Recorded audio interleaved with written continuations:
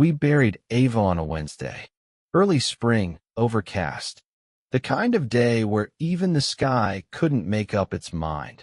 Patches of sunlight tearing through a ceiling of thick gray, only to vanish before you could blink. The church was quiet. Too quiet. No crying. No wailing. Just the kind of stillness that feels borrowed from a different world. I sat in the front pew alone. There was no hand in mine. No shoulder to lean into. Just an untouched bouquet of lilies on the seat beside me. The spot that should have been hers. She said she had to be in New York for work. A client dinner. Just bad timing. She told me over the phone 2 nights before. I didn't scream. I didn't argue. I just nodded, like a coward. Like a man still clinging to the illusion that some part of this still made sense. Ava was 7. She died in her sleep. Peacefully, the coroner said. As if that word meant anything when I found her cold. I spent the night before the funeral folding and unfolding the dress Ava was supposed to wear to her dance recital. The one she never made it to. Pink tulle. A silver ribbon. She wanted to feel like a ballerina, not a sick kid. We buried her in it. I half expected something to change that morning. Maybe some last-minute call, her voice shaky with guilt. Maybe she'd land at the airport and rush in halfway through the service. I'd even reserved her seat, out of reflex. But nothing came. Only the texts. So sorry again. This client's a nightmare. Wish I could be there. And then later, did the flowers arrive? I ordered them through the hotel. I didn't reply.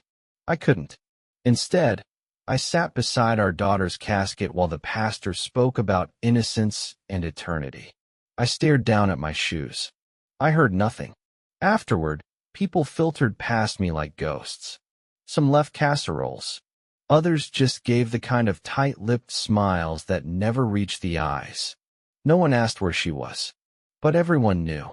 That night, I stood at the edge of Ava's room. Everything was untouched. Her bed still half-made from the morning she left it. Her favorite stuffed giraffe on the floor. I picked it up and just stood there. I didn't cry. Not then. I felt something colder. It wasn't until I saw the post that it all snapped into focus. It was a picture on Instagram. A sunset. A wine glass. Reflections in the pool. And her, in a white sundress, hair down, laughing beside a man I'd never seen before. No New York skyline. No grief. Just palm trees and betrayal. And a caption that read, "Resetting. Reclaiming joy." I stared at that photo for hours. Zoomed in. Backed out. Refreshed the page over and over like the algorithm might deliver a different truth. But it didn't. She missed her daughter's funeral. To reclaim joy. And all I could think, standing in the hallway of our house, was that maybe she hadn't lost anything at all. Maybe I was the only one who ever really had something to lose. I didn't sleep that night. I just sat at the kitchen table, Ava's giraffe in my hands, scrolling through that photo again and again. Every detail etched itself into my brain. The curve of her smile, the way her fingers curled around the stem of the wine glass, the faint reflection of the man beside her. His hand was resting on her knee. She wasn't leaning away. She looked free. It was the same face she used to wear when she looked at me. Before everything got quiet between us. Before Ava got sick. We used to sit here, right at this table. Late nights after Ava went to bed, sipping tea, talking about things that didn't matter. What to name the stray cat in the backyard, whether we should take a road trip up the coast. That kind of easy, domestic nothingness you only realize was precious once it's gone. But those talks stopped around the time Ava's diagnosis came in. One moment, we were just a couple with weekend routines. The next, we were parents orbiting a dying child. Something shifted in her, subtle at first. She started staying later at work. Said she needed the distraction. I believed her. We all grieved differently, I told myself. Even before the loss. At the funeral, people asked if she was holding up okay. I lied. Said she was staying strong. Said she wished she could have been there. I don't know why I protected her. Habit, maybe. Now, in the light of this photo, of her sun-kissed, cocktail-drunk freedom, I saw things differently. I remembered how she flinched when Ava called for her in the middle of the night. How her hands trembled when the nurses gave us new updates. How she'd disappear into the garage for hours and come back smelling like wine and menthols. Maybe she wasn't breaking under the pressure. Maybe she was just leaving quietly. The next morning, I found her note, folded into a perfect square on her side of the bed, tucked beneath her pillow like she didn't want me to see it until she was long gone. I needed space. I'm not running. I just can't breathe here anymore. No signature. Just that. I laughed. Actually laughed. Not because it was funny, but because of how surgical the wording was. How cleanly she cut herself out of our life with a few vague lines of self-preservation. I needed space. Not, I'm sorry. Not, I miss you. Just a declaration of suffocation. Like this house, this grief, our daughter, were all things she had to escape from, rather than mourn. I called her once. Let it ring 5 times before it went to voicemail. I didn't leave a message. I wasn't even sure what I would have said. The thing is, I don't think she ever wanted to be a mother. Not really. She loved the idea of it. The curated version. Sunday morning pancakes. Instagram stories of finger paintings and ballet shoes. The illusion of warmth. But when it got hard, when the real weight of parenting dropped, she started folding in on herself. When Ava started losing her hair from chemo, she stopped taking photos.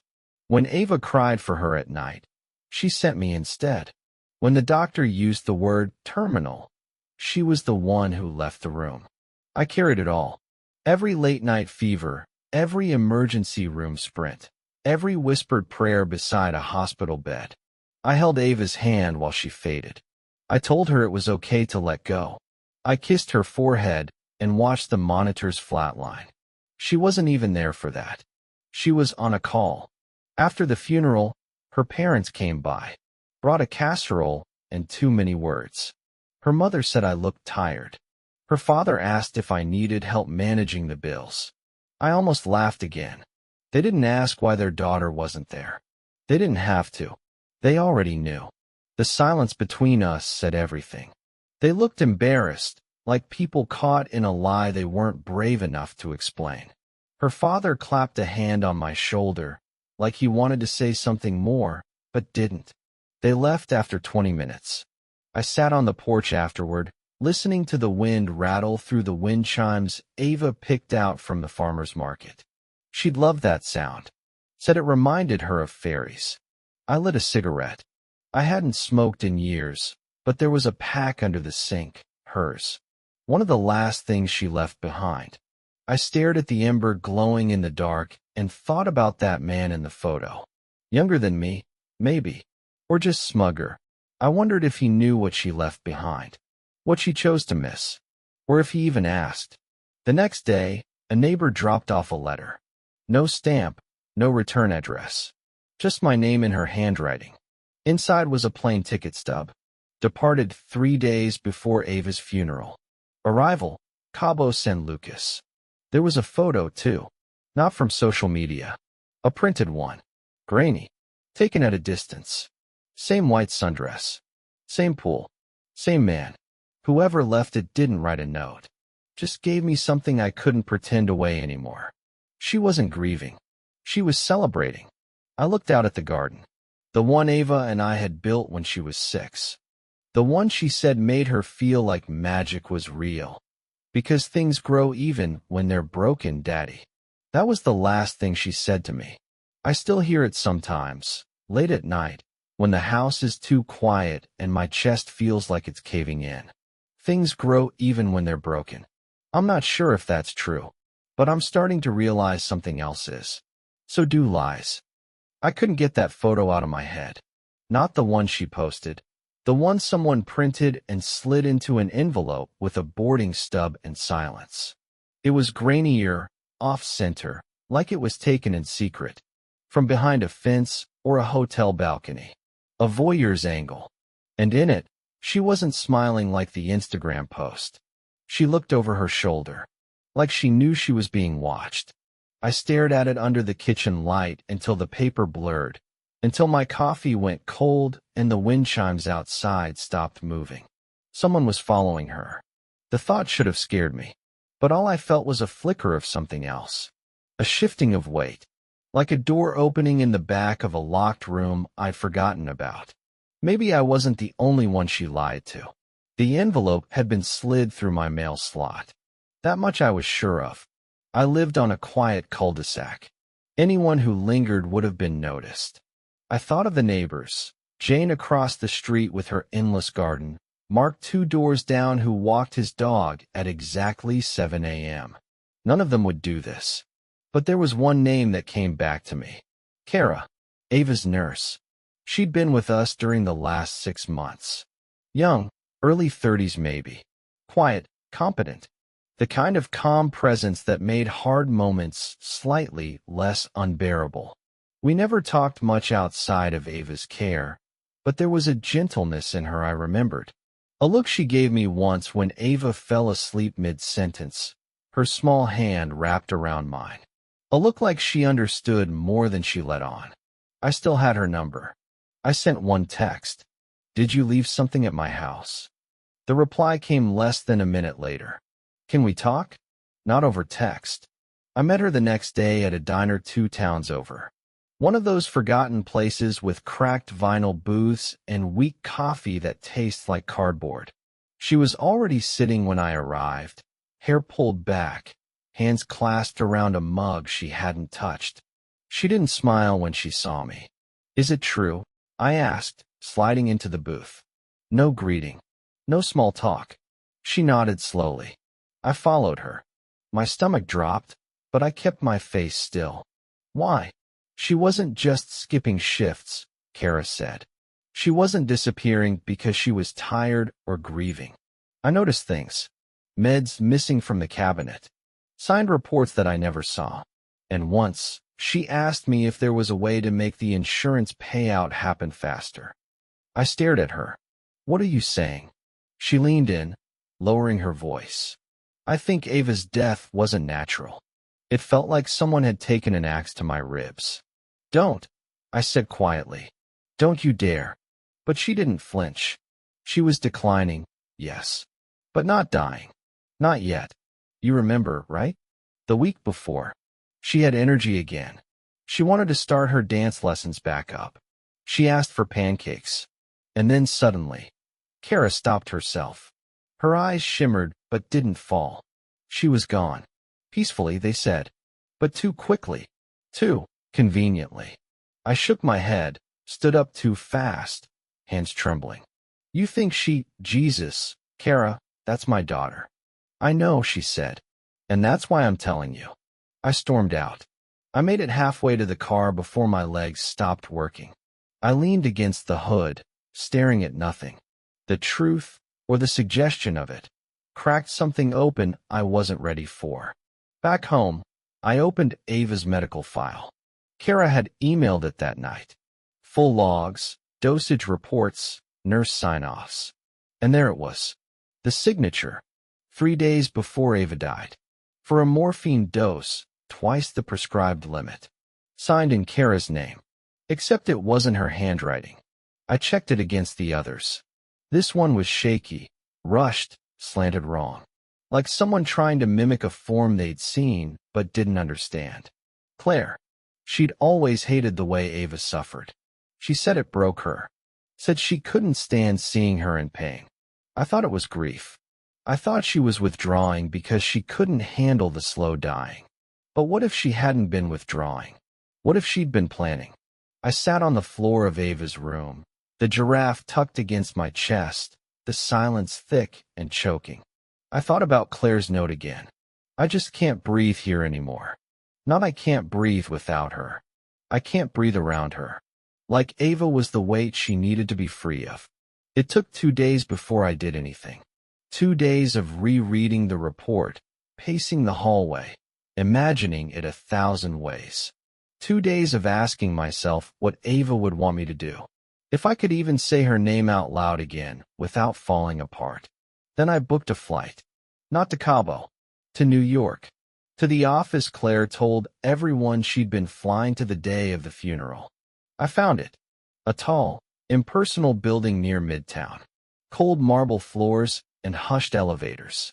I asked the front desk if Claire Davis had signed in that week. The receptionist checked the visitor log. She hasn't been here in over 6 months, she said.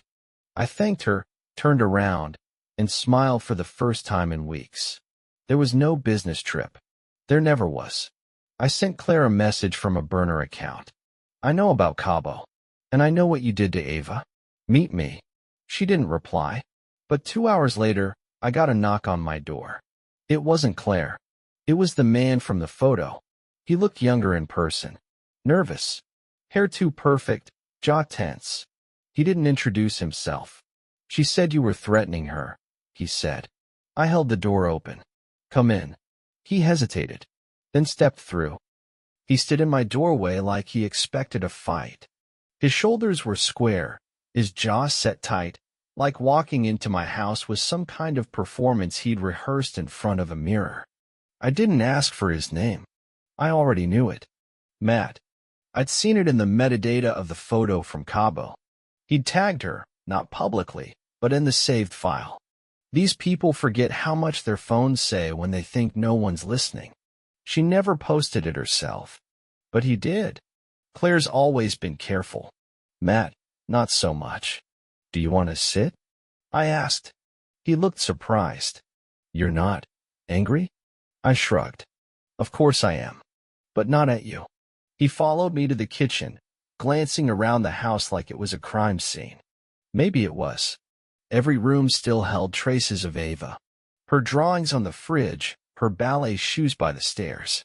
He looked at them with discomfort, the way people do when they realize they've walked into something too big for them. I poured 2 glasses of water and sat across from him. She told you I was unstable, didn't she? He didn't answer. That was answer enough. She tell you we were separated? He nodded slowly. Yeah. Said you've been living apart for almost a year. I smiled. Nodded him, at the depth of her lie. That's interesting. I kissed her goodbye the morning she left for her so-called business trip. She used my car. Matt's throat bobbed. She said you were obsessed, he muttered. That you couldn't let go. I leaned forward, my voice calm. I buried my daughter while she was on a beach with you. That shut him up. I let the silence stretch until he finally looked down at the glass, unable to meet my eyes. I didn't know, he said. Quietly. Pathetically. I believed him. It didn't matter. I reached into a drawer and pulled out a folder. The same one Kara helped me build, Ava's medical logs, the altered dosages, the forged signature. I slid it across the table. He flipped through it, at first without understanding. Then slower. His face paled. His hands began to shake. What is this? What she did. What she buried before Ava was ever in the ground.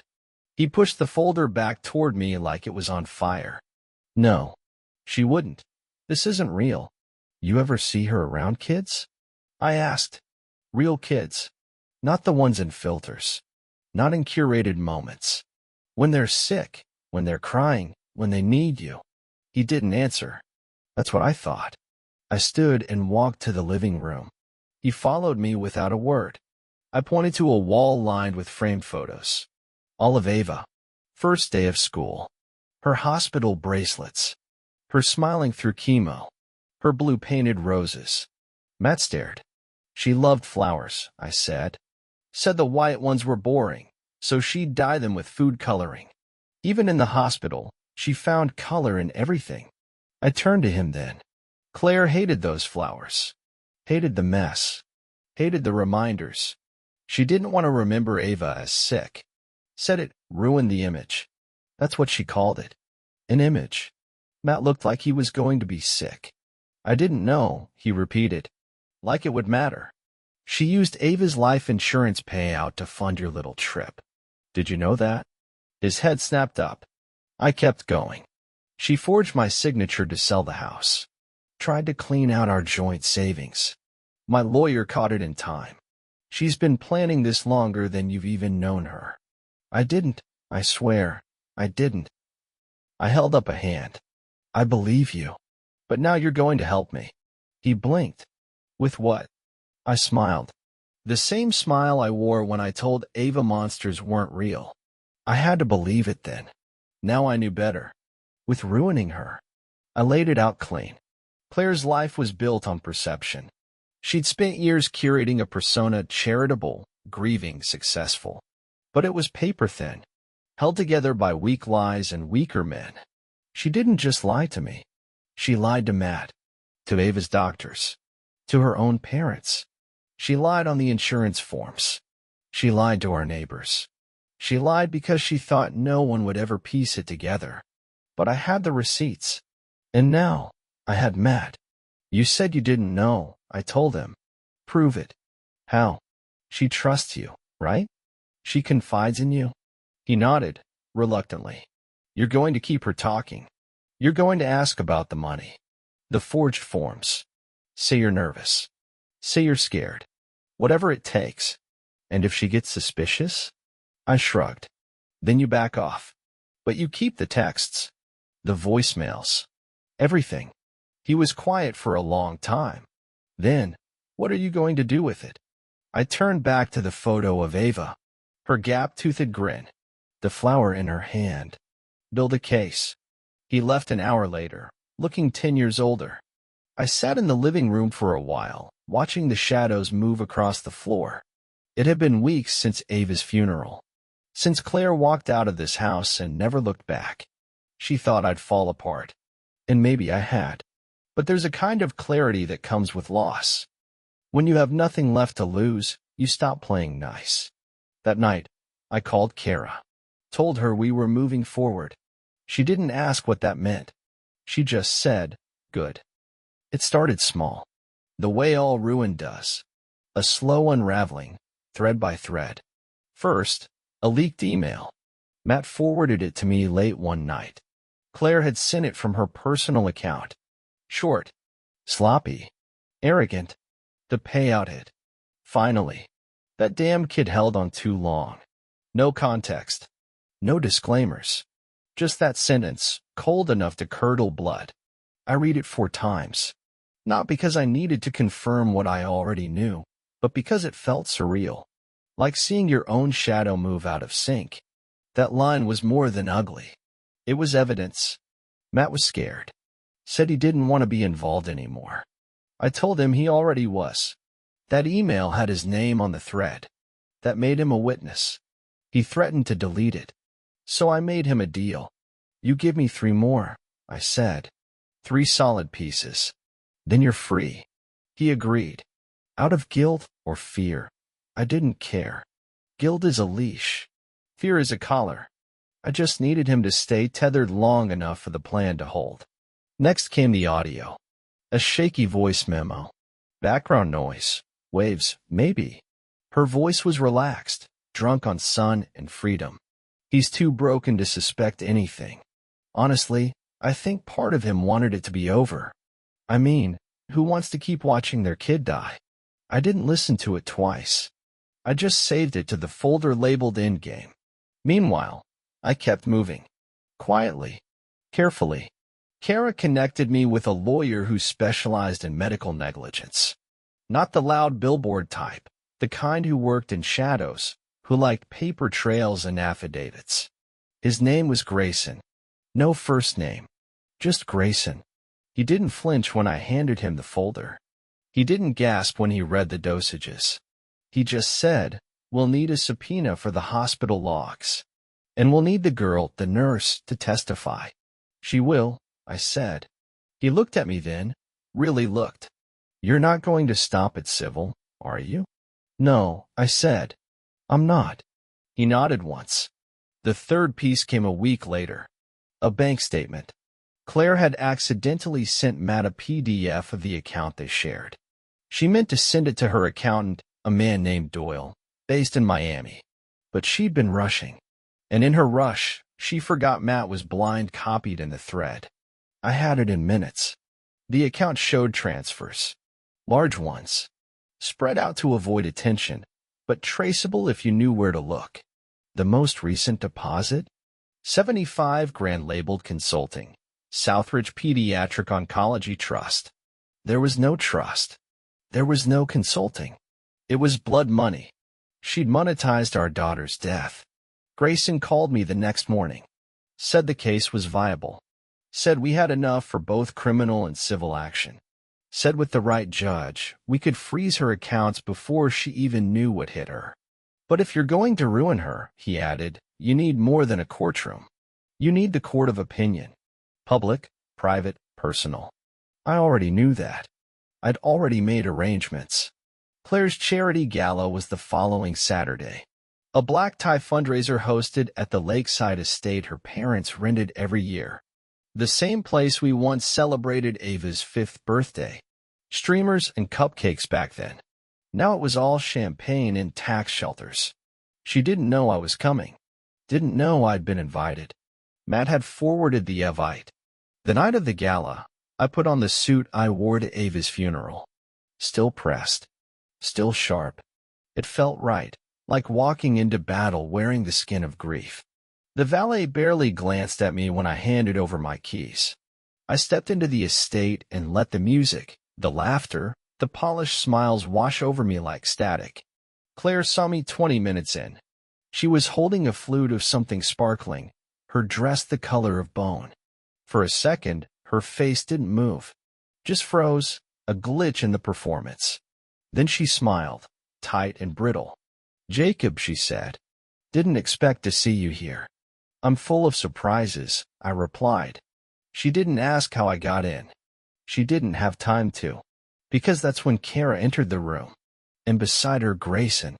And behind him, 2 plainclothes detectives. It unfolded quickly. Grayson handed Claire a sealed envelope. She opened it with trembling fingers. Read the first few lines. Then paled. The detectives flanked her before she could finish. Claire Davis, one said. You're under investigation for insurance fraud, medical negligence, and potential manslaughter.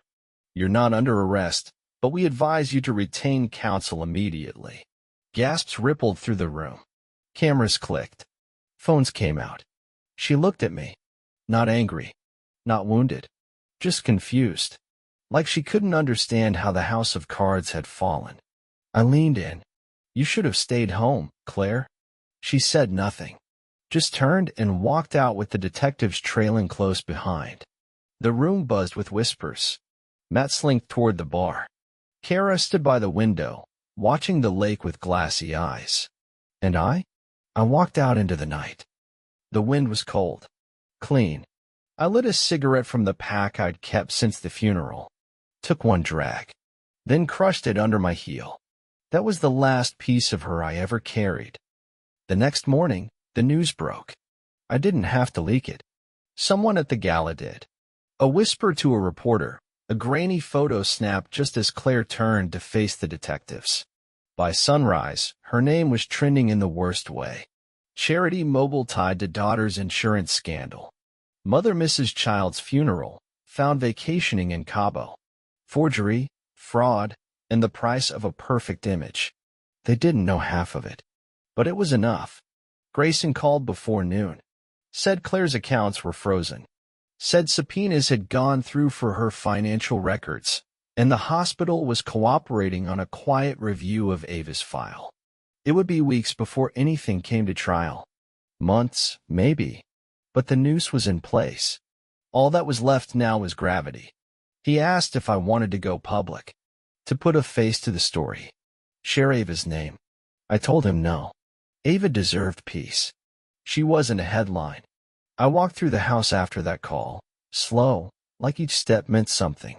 The sunlight hit the hallway just right, illuminating the handprints we'd once pressed into the wall with pink paint. Ava had insisted. So we don't forget where we came from, she said. She was 6. Always wiser than the rest of us. I kept that wall. Even when Claire said it looked messy. Even when she threatened to repaint it one night while Ava was asleep. I told her I'd leave her before I let her touch it.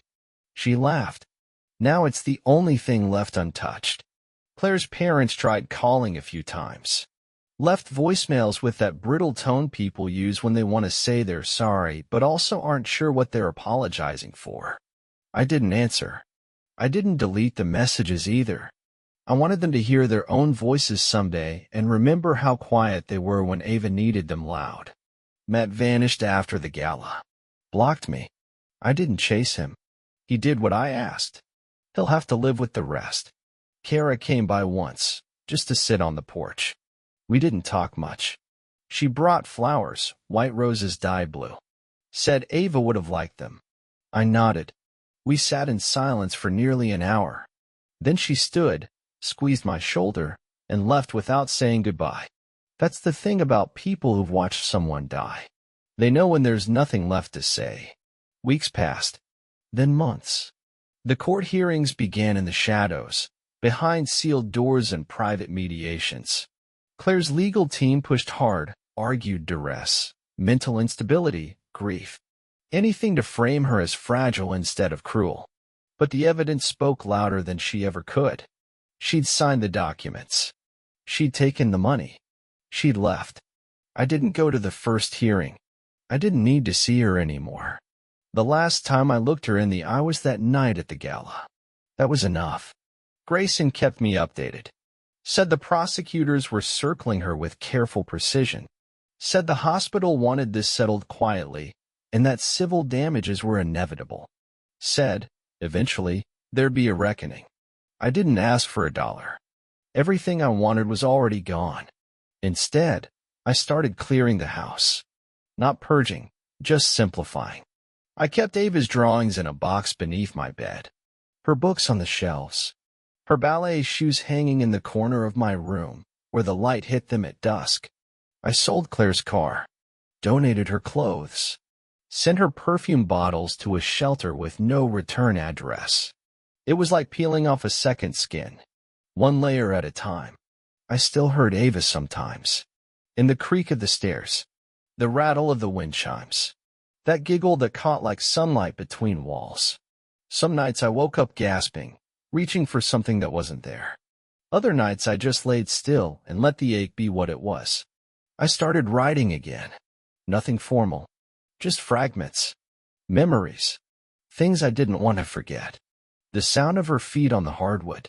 The way she said "lasterday" instead of "yesterday." The questions she asked that made me stop what I was doing and just listen. Why do grown-ups always say everything's fine when it isn't? I never had a good answer. But I think she knew that too. One day, I drove out to the coast. The same spot Ava had asked to visit when she got better. We never made it. I brought the giraffe with me. I sat by the water for hours, the waves clawing at the shore like they wanted to take something back. I let the wind take her scarf, the pink one she refused to take off, even in July. It danced out across the sea, flapped once, then vanished. I didn't cry. Not that day. I just whispered, "I'm sorry," and meant it. Not because I'd failed, but because I hadn't seen it coming. Because part of me, the part that wanted to believe in Claire and family and the story we'd built, had looked away too long. After the trial, Grayson called one last time. Claire had taken a plea. No jail. Probation. Restitution. Public apology. He sounded disappointed. I wasn't. Let her walk free. Let her smile for the cameras, rebuild her image, marry someone who didn't know what she was capable of. Because she'd never be free of this. She'd never escape the weight of what she'd done. Not to me. Not to Ava. Not to herself. That kind of rot doesn't wash off. It clings. It whispers when you're alone. It follows you into every mirror. It speaks in the voice of the child you chose not to love loud enough. I planted a tree in the backyard that spring. A blue rose bush, spliced from cuttings I found online. It took weeks to bloom. When it did, I sat beside it until the sun went down, Ava's giraffe tucked in my lap. I don't believe in justice the way I used to. Not the clean kind. But I believe in silence. I believe in what's left when the lies are stripped away, when the masks crack, when the image burns. I believe in starting over. And I believe in her. Always. Even now. especially now. Thanks for watching. If this story pulled you in, make sure to subscribe and hit the bell so you never miss the next confession. Until next time, take care and watch who you trust.